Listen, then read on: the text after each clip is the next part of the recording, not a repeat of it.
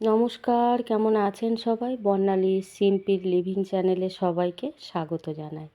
তো এখন সকাল 9:30 বাজে, আর এখন থেকেই ব্লগটা শুরু করছি। উম, আর এইখানে গোলাপ ফুলগুলো ফুটছে। মাঝখানে 2-3 দিন বাঁদর এসেছিলো খুব, আর ওদের তো গোলাপ গাছের পাতা, কচি পাতা বা কুঁড়িগুলো খুব প্রিয়, তো খেয়ে গেছে আর আবার হচ্ছে নতুন করে। আর এদিকে মা মেয়ে খেলা করছে। সকালে দুজনারই পেট ভরা আছে, সকালে ভাত খেয়েছে, ওই জন্য খেলা করছে এরা। ভালোই লাগে এদেরকে। দুজনা কেউ কাউকে ছেড়ে থাকে না, তবে ছোটোটা একটু মাকে ছেড়ে থাকে, ওর মা একদমই ছেড়ে থাকে না। আর সকালে কাজ হয়ে গেছে, কিছু কাচাকুচি করেছি, সেগুলোও শুকাতে দিয়েছি। আর এখন সমস্ত কাজই সবই হয়ে গেছে আজকে। তো ভাত বসিয়ে দিয়েছি, ভাতও হয়ে গেছে, এটাও নামিয়ে দেবো। আর আগে টিফিন করে নেবো, তারপরে রান্না বসাবো। তো এখানে উচ্ছে আলু ভেজে নিয়েছি, আর এখানে লাউ কেটে নিয়েছি, লাউগুলো ধোয়া হয়ে গেছে। আর একটু ওটস খাবো, সকালের টিফিন। এটা খাওয়া দাওয়া হয়ে গেলে তারপরে রান্না বসাবো দুপুরে। তো সকালে ওটস এরকমভাবে পরোটাও ভালো লাগে, এই ওটসের পরোটা। আবার আমি বেশিরভাগ খাই এই যে উষ্ণ গরম জল দিয়ে দিচ্ছি, একটু নরম হয়ে যাবে, এটাও ভালো লাগে খেতে। আবার সবজি দিয়ে রান্না করলে সেটাও ভালো লাগে খেতে। তবে আমি বেশি এইভাবেই খাই, সকালে খাই বেশি। আর অন্য সময় খেলে একটু সবজি দিয়ে খেলে, মানে রাতের দিকে যদি খাই তাহলে সবজি দিয়ে খেলে ভালো লাগে, মানে খিচুড়ির মতো আর কি, ডাল ছাড়া। তো 2 মিনিট চাপা দিয়ে রেখেছিলাম, তারপরে একটা কলা খুব পাতলা পাতলা করে কেটে দিচ্ছি। আবার অনেক রকম ফল মানে এতে দিয়েও খাওয়া যায়, যারা যেমন ফল পছন্দ করে সেই রকম ফলও এর মধ্যে ছোটো ছোটো করে কেটে দিয়েও কিন্তু খাওয়া যায়, তবে আমি শুধু কলা আর খেজুরটা দিয়েই খেতে ভালোবাসি। আর এখানে কয়েকটা খেজুর দানা ফেলে দিয়েছি, দিয়ে সরু সরু করে ছাড়িয়ে নিয়ে এতে দিয়ে দিলাম। আর স্বাদ মতো চিনি, তবে চিনির থেকে যদি খেজুরের গুড় দেওয়া যায় তাহলে বেশি ভালো লাগে। তো আছে খেজুরের গুড়, তাও চিনি দিলাম। আর এখানে একটা সুগার ফ্রি সন্দেশ দিয়েছি, আর একটা সন্দেশের এমনি দুধ পুলির মতো মিষ্টি, এটা মানে ওরকম দেখতে আর কি। তো যা হোক, টিফিনটা খাওয়া হয়ে গেছে, আর এখন দুপুরে রান্না করব। কড়াইয়ে তেল দিয়ে দিয়েছি আর গরম হয়ে গেছে তেল। উচ্ছে আলুটা আগে ভেজে নিচ্ছি, যতটা পেরেছি সরু সরু করেই কেটেছি। আর এখানে নুন আর হলুদ পরিমাণ মতো দিয়ে দিলাম, দিয়ে ভালো করে ঢাকা দিয়ে দিয়ে ভাজবো। অনেকক্ষণ ধরে ভেজে নেবো, তাহলে বেশ ভালো লাগে খেতে এইভাবে গরম ভাতে। আর আরেকটা কড়া বসিয়ে দেবো, তাহলে দুটো উনুনে রান্না করলে তাড়াতাড়ি হয়ে যাবে। এদিকে আরেকটা কড়া বসিয়ে দিয়েছি, আর এখানে কড়ার মধ্যে আমি লাউ সরু সরু করে কেটে রেখেছিলাম, সে লাউটাও দিয়ে দিলাম।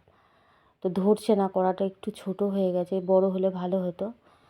আর চেপে চেপে দিয়ে দিচ্ছি। আর এখানে একটু হলুদ আর নুন দিয়ে দেবো, যাতে তাড়াতাড়ি মানে কমে যায়।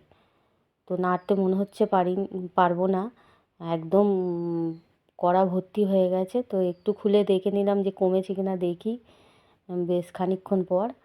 তো কমেনি এখনও, তবুও চেষ্টা করছি একটু নিচে থেকে ওপরে দিয়ে দিতে। আবার ঢাকা দিয়ে দেবো যাতে কমে যায়। আর এদিকে একটা চচ্চড়ি করব, ঝিঙে কেটেছি, আর পটল, আলু ডাঁটা, আর কুমড়ো, আর একটা কাঁচা লঙ্কা নিয়েছি। এগুলো দিয়ে একটা চচ্চড়ি করব। আর এই ডাঁটাগুলো ছেলের ওখানে গেছিলাম, ওখান থেকে এনেছি। আর সেই ডাঁটাটা এই আজকের খাওয়া হবে। এখনও 2-4টা আছে ফ্রিজে, তো সবজি তো শেষই হচ্ছে না।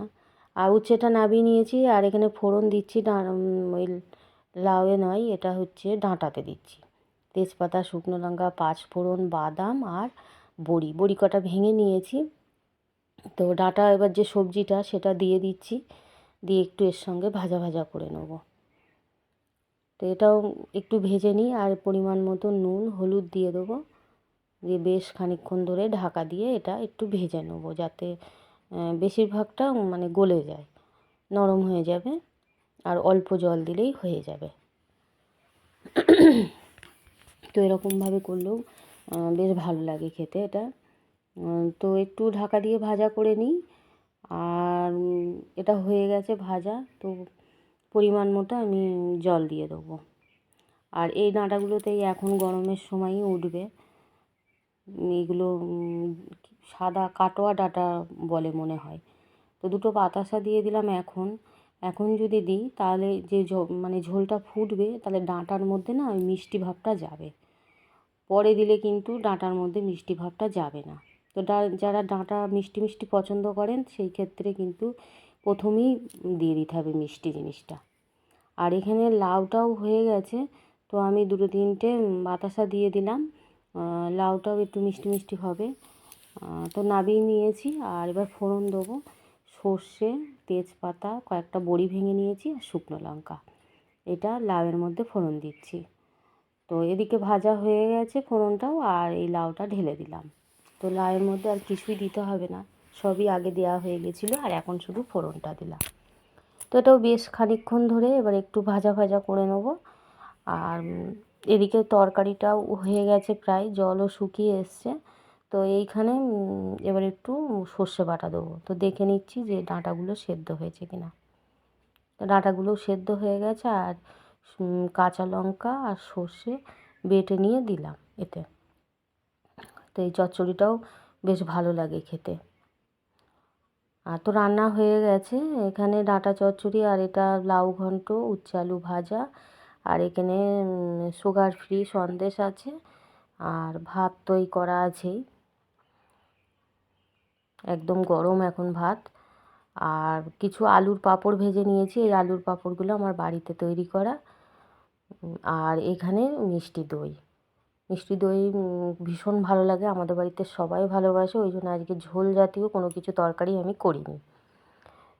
এই হচ্ছে রান্না বান্না করে খেতে দিচ্ছি এখন। তো ভিডিওটি কেমন লাগলো অবশ্যই কমেন্ট করে জানাবেন, ভালো লাগলে লাইক করে দেবেন, শেয়ার করে দেবেন। আজ আসি, আবার নতুন ভিডিও নিয়ে ফিরে আসছি, দেখতে থাকুন, সঙ্গে থাকুন।